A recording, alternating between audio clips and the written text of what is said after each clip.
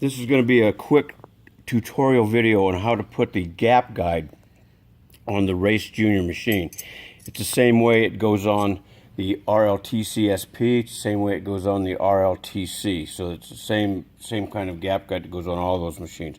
But this is the Race Junior. And the first thing you need to do is loosen 2 1/2-inch open-end wrenches and loosen these nuts over here and remove them, because we're not going to use these anymore. Now this is the base of the gap guide. I'm going to put that on now, and I'm going to show you how that's done. There's a little hole right down here that is a 1032 tapped hole, and we're going to put a little screw in there that's going to make sure that this goes on nice and tight.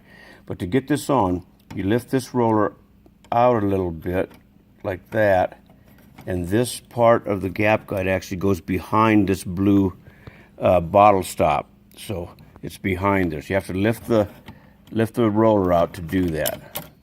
So then it just slides right in there. The next thing you do is take this little washer and this little cap screw, it's a 1032 cap screw, and put it in that hole that I showed you earlier.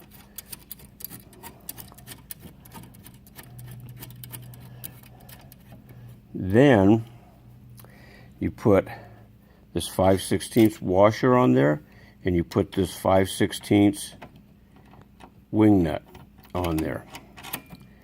Now this gap guide can move forward, backwards, and the actual guide itself, when we put it in, can go up and down on the bracket here. So forwards, backwards, so you can position it where you need to position it.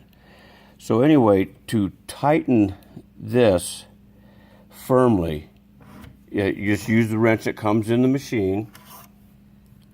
It's right over here in the bottom of the machine, and tighten this up. And your wrench always goes back here so you know where it is. Right there. And now you put this on through here. Oh, put the washer on first. Put this on here. Put the washer on the other side. And put this 1032 wing nut on here.